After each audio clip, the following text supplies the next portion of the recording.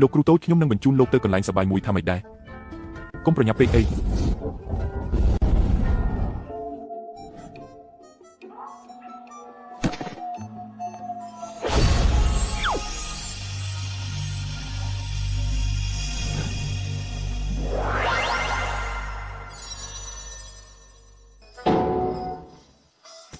ជួយណាចង់ស្លាប់មែនទេតើនេះជាកន្លែងខ្មោចលងអ្វីតាចាស់ចង្រៃបោកប្រាស់ខ្ញុំពួកឯងកុំឲ្យខ្ញុំត្រឡប់ទៅវិញឲ្យសោះឯងរន្ទះឆ្កែវាឯងជួយពួកគេធ្វើបាបខ្ញុំឯងចុះមក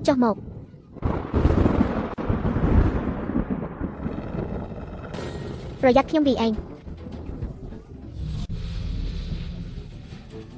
ការចងចាំភ្នាក់ឡើងស៊ីយីជាកូនស្រីរបស់ស៊ីហុងទឺអតីតរដ្ឋមន្ត្រីក្រសួងពិធីការនេនកូសៀម្ដាយយីឈីងស៊ូគឺជាអ្នកនាងនៃវិឡាស៊ីនីងដ៏ល្បីល្បាញមិនត្រូវបានជីតាខាងម្ដាយចូលចិត្តនឹងជីដូនដែលធ្វើពុតជាត្រឹមត្រូវ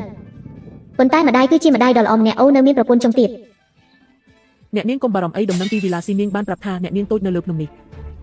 អ្នកនាងរងចាំនៅជើងភ្នំចុះខ្ញុំនឹងទៅនាំអ្នកនាងតូចត្រឡប់មកវិញ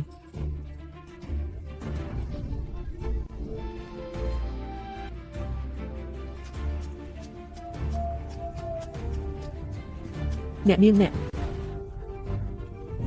ទេខ្ញុំនឹងទៅរកនាងដោយផ្ទាល់បើកូនស្រីខ្ញុំមានរឿងអ្វីកើតឡើងខ្ញុំនឹងសម្លាប់មនុស្សក្នុងភូមិគ្រឹះស៊ីទាំងអស់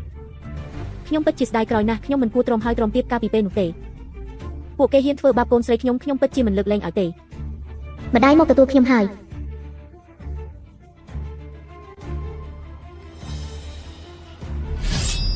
ម៉ែស៊ីខ្លាចណាស់ស៊ីឆាប់តាមមកសត្វចម្លែកឆាប់ចេញទៅកុំមកធ្វើបាបម្ដាយខ្ញុំស៊ីគឺម៉ែការពារកូនមិនបានល្អម៉ែខ្ញុំមិនអីទេម៉ែសន្យាថាថ្ងៃក្រោយនឹងមិនមានរឿងបែបនេះកើតឡើងទៀតទេម៉ែនឹងសងសឹកឲ្យកូនម៉ែដោះជីនចាស់អ្នកស្រីនៅជិតនេះមានកន្លែងកប់ខ្មោចបែបនេះទៀតទេមានឲ្យគេយកស៊ឺវ៉ាន់ទៅបោះចោលនៅទីនោះទៅយប់នេះតែម្ដងទៅស៊ីញ៉ាំយឺតឲ្យខ្ញុំចូលទៅខ្ញុំត្រូវតែរីកាសិនអ្នកស្រីទី2សូមចូលជួបឲ្យនាងចូលមកស៊ីយានមិនក៏ឯងនៅទីនេះមិនហ្នឹងតាមសម្ដីអ្នកស្រីទី2ស៊ីមិននៅទីនេះចុះនាងគួរតែនៅឯណានៅលើភ្នំមិនមែនទេខ្ញុំមិនមែនមានន័យបែបហ្នឹងទេម្សិលមិញខ្ញុំនៅថាកូនស្រីទី2ចេញទៅលេងយូរហើយមិនទាន់ត្រឡប់មកវិញក៏ល្អអ្នកស្រីយានបាត់ខ្លួនតាំងពីព្រឹកព្រលឹមរកពេញភូមិគ្រឹះហើយនៅតែរកមិនឃើញសង្ឃឹមថាអ្នកស្រីអាចជួយរកបាន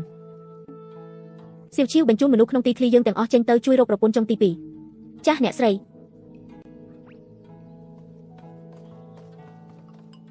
ខ្ញុំមិនមែនមានន័យបែបហ្នឹងទេខ្ញុំចង់អង្វរអ្នកស្រីឲ្យមនុស្សនៅភូមិគ្រឹះស៊ីនាងជួយបាន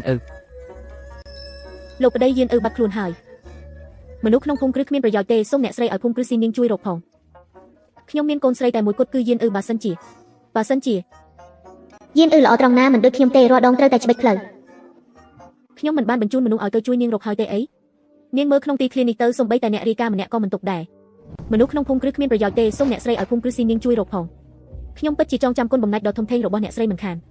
បើសិនជាអាចរកយានឃើញខ្ញុំនឹងធ្វើតាមបំណងរបស់អ្នកស្រីមិនធ្វើជាប្រពន្ធស្មើមុខទេឲ្យតែអាចឲ្យខ្ញុំនៅមើលថែយាននឹងលោកម្ចាស់ខ្ញុំស្កប់ស្កល់ហើយនរណាថាឲ្យម៉ានធ្វើជាប្រពន្ធចុងយានមិនក៏បាត់ខ្លួនទៅវិញខ្ញុំឲ្យនាងធ្វើជាប្រពន្ធចុងតាំងពីពេលណាម៉ានចូលរោងការខ្ញុំបាននិយាយហើយនាងគឺជាប្រពន្ធស្មើមុខឈីហុងtừលោកចេញទៅក្រៅសួរមើលទៅតើច្បាប់ប្រទេសយានសៀមួយណាមានពាក្យថាប្រពន្ធស្មើមុខប្រពន្ធស្មើមុខមិនអាចចូលបញ្ជីត្រកូលបានទេមិនចូលបញ្ជីត្រកូលបើមិនមែនជាប្រពន្ធចុងតើជាអ្វីនៅហើយប្រពន្ធចុងទី2ទៀតកុំឲ្យគេដឹងខ្លាចជារឿងកំ pl ែងនាំឲ្យកូនស្រីរៀបការមិនចេញរឿងកំ pl ែងយីឈីវនិយាយថានាងជាម្ចាស់ផ្ទះយីក៏ជាកូនរបស់នាងដែរហេតុអីនាងមិនឲ្យភូមិគ្រឹះស៊ីនាងតាមរកមនុស្សម្សិលមិញស៊ីយីនាំស៊ីដើរលេងពេលដែលស៊ីបាត់ខ្លួនតើលោកនិយាយថាម៉េចលោកថាមិនបាច់រកទេស៊ីគ្រាន់តែចង់លេងហេតុអីថ្ងៃនេះស៊ីយីបាត់ខ្លួនលោកបែរជាចង់តាមរកនេះស៊ីមិនមែនត្រឡប់មកវិញហើយទេអី នាងជួយរកបន្តិចទៅមានបញ្ហាអីថែមទាំងអាចបង្ហាញពីគុណធម៌ជាម្ចាស់ផ្ទះរបស់នាងទៀតផង ម៉ែវាមិនខ្វល់ពីគុណធម៌ស្អុយរលួយរបស់អញទេ ស្អុយរលួយ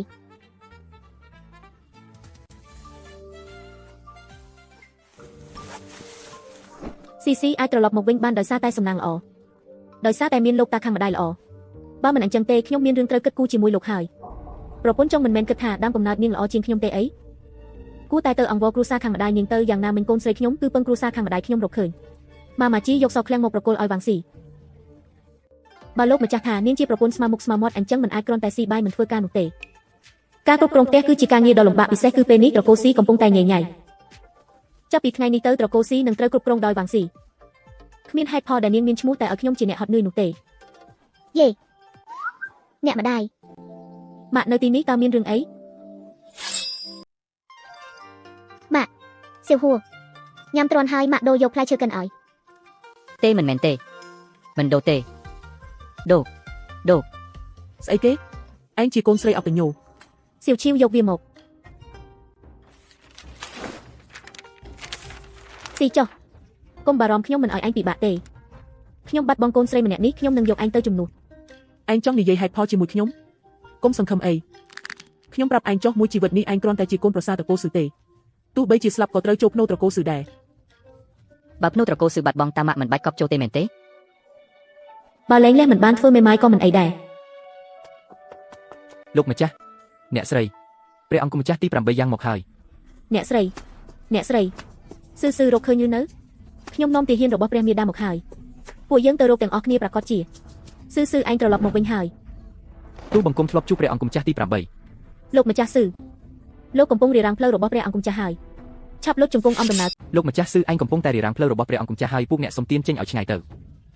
អ្នកស្រីឆាប់ក្រោកឡើងព្រះអង្គម្ចាស់ធ្លាប់មានបន្ទូលហើយថាអ្នកស្រីជួបព្រះអង្គម្ចាស់មិនបាច់កំណត់ទេមានរងរបួសទេបើមានត្រូវតែប្រាប់ខ្ញុំនឹងបញ្ជូនអ្នកទៅរាជវាំងរកគ្រូពេទ្យភ្លាម មិនមានរបួសទេអ្នកត្រូវរកស៊ឺនៅលើភ្នំមានអ៊ូ ស៊ឺអញចង់និយាយថាអ្នកស្រីរកអញឃើញនៅលើភ្នំដែលមានឆ្កែចកមែនទេ ហឺ អ្នកស្រីតើចាប់បានអ្នកដែលចាប់ស៊ឺទេព្រះអង្គម្ចាស់ច្បាស់ជាកាត់វាជាកង់មិនខាន ចាប់បានហើយប៉ុន្តែបន្ទាប់ពីប្រាប់ថាស៊ឺនៅឯណាវាក៏សម្លាប់ខ្លួនទៅអ្នកបម្រើដែលតាមស៊ឺបានស្លាប់នៅក្នុងបន្ទប់របស់ខ្លួនកាលពីយប់មិញ មើលទៅដូចជាមានអ្នកបញ្ជាតើអ្នកស្រីមានសង្ស័យនរណាទេ ពេលនេះនៅមិនទាន់មានទេខ្ញុំនឹងស៊ើបអង្កេតព្រះអង្គម្ចាស់ទី8សូមជួយផងឲ្យឆ្មាំនៅខាងក្រៅទាំងនោះជួយរកយឺផងយឺក៏ត្រូវមនុស្សអាក្រក់ចាប់ខ្លួនទៅដែរ ឯងជាស្អីហ៊ានឲ្យព្រះអង្គម្ចាស់ជួយរកមនុស្សមុខក្រាស់មែន ហឺបងប្រុសទី8ខ្លាច មកប្រាប់បងប្រុសទី8មកតើស៊ឺខ្លាចអ្វី កុំវាយខ្ញុំ លោកម្ចាស់ရှេតើលោកលេងចង់បានក្របភ្នែករបស់លោកហើយមែនទេទូបង្គំមិនហ៊ានទេព្រះអង្គម្ចាស់អង្គនេះធ្លាប់មានបន្ទូលរួចហើយថាရှេគឺជាប្អូនស្រីបង្កើតរបស់ព្រះអង្គម្ចាស់អង្គនេះថ្ងៃក្រោយអ្នកណាដែលធ្វើបាបនាងគឺស្មើនឹងធ្វើបាបព្រះអង្គម្ចាស់អង្គនេះទូបង្គំមិនហ៊ានទេម្ចាស់ទី10នៅក្មេងប្រកាសជាមើលខុសហើយល្អបំផុតគឺកុំហ៊ានရှេបង8មានការរវល់ថ្ងៃក្រោយចាំមកលេងអញទៀត ចាស់ យីខេងឈូ ចេញទៅ ត្រូវហើយនិយាយរួមខ្ញុំនឹងមិនលេងទេនាងកាត់ចិត្តទៅ អ្នកម្ដាយតើនៅតែបដូរទៀតទេ បដូរគ្រាន់តែរងចាំប៉ុន្មានថ្ងៃសិនម៉ាក់ត្រូវតែឲ្យពួកគេសងនៅអ្វីដែលពួកគេជំពាក់ម៉ាក់ប៉ុន្មានឆ្នាំនេះសិន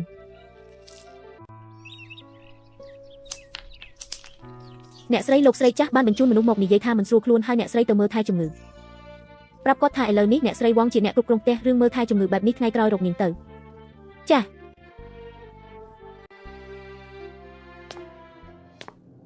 យីខេងឈីនាងមិនទៅមើលថែជំងឺខ្ញុំទេបែរជាមកដេកនៅទីនេះពិតជាប្រឆាំងនឹងមេឃហើយតើនាងនៅយល់ពីអ្វីដែលហៅថាការដឹងគុណទេ លោកយាយអ៊ីបន្តិច អត្ថន័យរបស់អ្នកនាងគឺចង់និយាយថាបើសម្លេងលោកស្រីចាស់ខ្លាំងជាងនេះបន្តិចអ្នកនៅក្រៅរបងក៏អាចជាដែរ ពិតជាក្មេងដែលកើតចេញពីត្រកូលអ្នកលេងមែនគ្មានការអប់រំសោះគួរឲ្យអាណិតយានបើដឹងថាខ្ញុំមិនស្រួលខ្លួនច្បាស់ជាយំដោយក្តីអាណិតបាត់ទៅហើយ ជេរខ្ញុំបានតែជេរកូនស្រីខ្ញុំមិនបានទេមិនមានកន្លែងណាដែលខ្ញុំនិយាយខុសមែនទេមើលទៅកម្លាំងលោកស្រីចាស់ដូចជាមានសុខភាពល្អជាងខ្ញុំទៅទៀតតើលោកស្រីចាស់ជាត្រង់ណា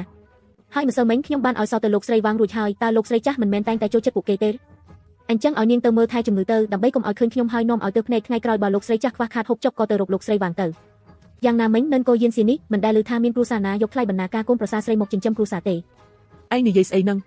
កូនប្រុសខ្ញុំជាមន្ត្រីមិនមែនគ្មានប្រាក់ខែណាមិនក៏ខ្លាចជាយកថ្លៃបណ្ណាការឯងមកចិញ្ចឹមគ្រួសារទៅវិញឯងធ្វើបែបនេះមិននឹងសាកសមធ្វើជាប្រពន្ធដើមកូនប្រុសខ្ញុំស៊ូទុកតំណែងនេះឲ្យត្រកូលវាងវិញល្អជាង បើជាប្រពន្ធស្មើគ្នាហេតុអីនាងមិនខ្វល់ពីអ្វីទាំងអស់ឯខ្ញុំវិញត្រូវបម្រើគ្រួសារលោកស្រីចាស់ដូចជាអ្នកបម្រើហើយថែមទាំងត្រូវយកប្រាក់ពីថ្លៃបណ្ណាការមកប៉ះពាល់នឹងទ្រាំនឹងកំហឹងរបស់លោកស្រីចាស់ទៀតកូនប្រុសលោកស្រីចាស់ធ្វើជាមន្ត្រីមានប្រាក់ខែល្អតើចាប់ពីថ្ងៃនេះទៅទុកឲ្យប្រាក់ខែកូនប្រុសដល់ឆ្នាំរបស់លោកស្រីចាស់ជាអ្នកចិញ្ចឹមគ្រួសារនេះចុះ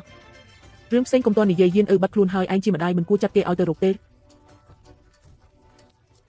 កាលនោះលោកស្រីចាស់ជាអ្នកនិយាយផ្ទាល់មកថាស៊ឺយៀនគ្រាន់តែជាកូនស្រីរបស់ត្រកូលវាងទុកឲ្យនាងចិញ្ចឹមដោយផ្ទាល់ទោះមានរឿងអ្វីកើតឡើងចំពោះនាងក៏មិនពាក់ព័ន្ធនឹងខ្ញុំដែរក្មេងលេងឆ្អែតហើយវានឹងត្រឡប់មកវិញហើយមិនបាច់ភ្ញាក់ផ្អើលខ្លាំងពេកទេ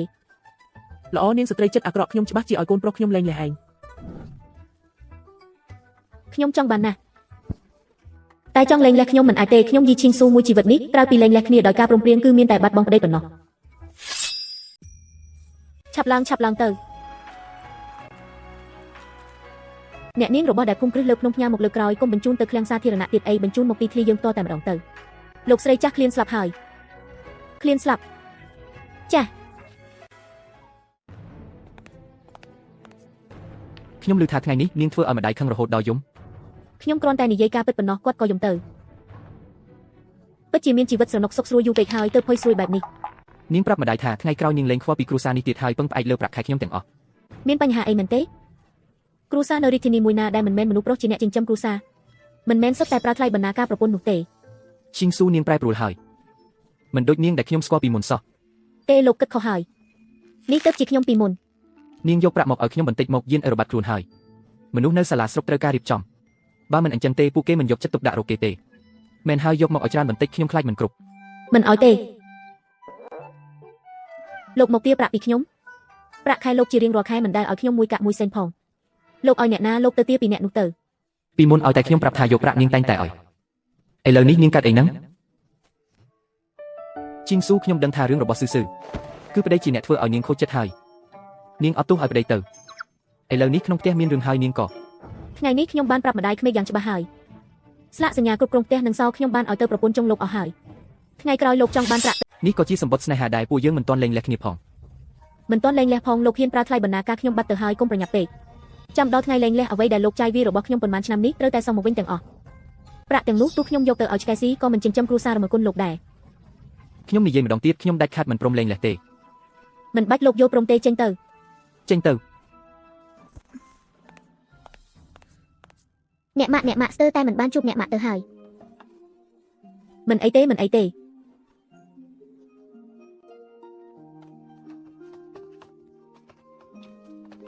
អ្នកម៉ាក់នៅតែចិត្តទន់ទីបំផុតនៅតែមិនដាច់ចិត្តសម្រាប់ក្មេងម្នាក់អ្នកម៉ាក់គិតថាខ្ញុំត្រូវគេចាប់ខ្លួនគឺជាស្នាដៃរបស់វាងស៊ឺតែភាគច្រើនក៏មិនមែនជារឿងល្អដែរ មិនអីគឺល្អហើយមិនអីគឺល្អហើយពិតជាធ្វើឲ្យខ្ញុំភ័យស្លាប់ហើយឯងមិនដឹងទេពេលសៀវប៉ាមកក្បែរខ្ញុំយំឡើងហើមភ្នែកអស់ហើយ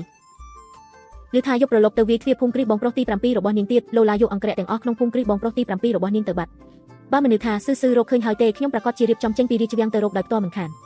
សិស្សច្បងធ្វើឲ្យបងបារម្ភហើយសិស្សច្បងព្រះអង្គគុំចាស់ទី7នៅតែដែលមិនចេញក្រៅទេគឺរាល់ថ្ងៃសំងំតែក្នុងភូមិគ្រីហ្នឹងឯងមើលនិយាយមិនទាន់ផុតពីមាត់ផងគេមកបាត់ទៅហើយ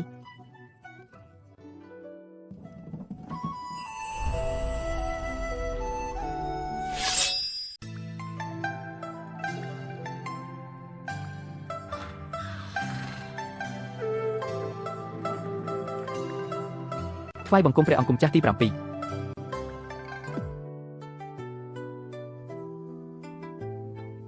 ក្មេងស្រីតូចនេះមិនទាន់អាយុ2ឆ្នាំផងដឹងពីស្អាតនិងអាក្រក់បាត់ទៅហើយ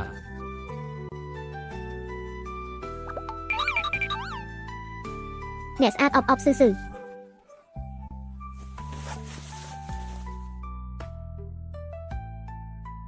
នេះជាលើកទី1ហើយតាំងពីខ្ញុំដឹងក្តីមកដែលព្រមប៉ះពាល់រាងកាយជាមួយអ្នកដទៃ ស្អាតណាស់ស៊ឺស្អាតទេ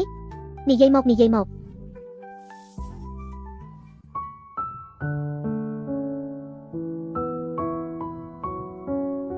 កុំធ្វើឲ្យយំរីចមុខមកនេះខឹងឲ្យសោះសំណាងហើយដែលទ្រង់ចូលចិត្តស៊ឺ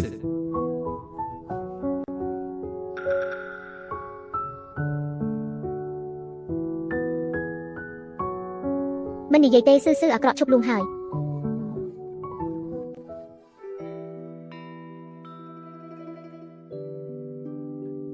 ស៊ឺកុំយំមិនមែនបងប្រុសមិននិយាយទេតែបងប្រុសនិយាយមិនកើត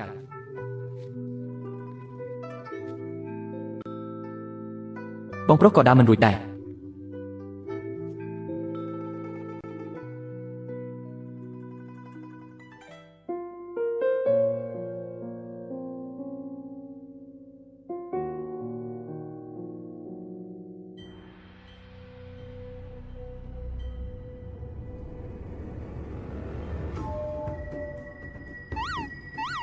ឯងមិនធ្វើរឿងត្រឹមត្រូវទេមែនទេ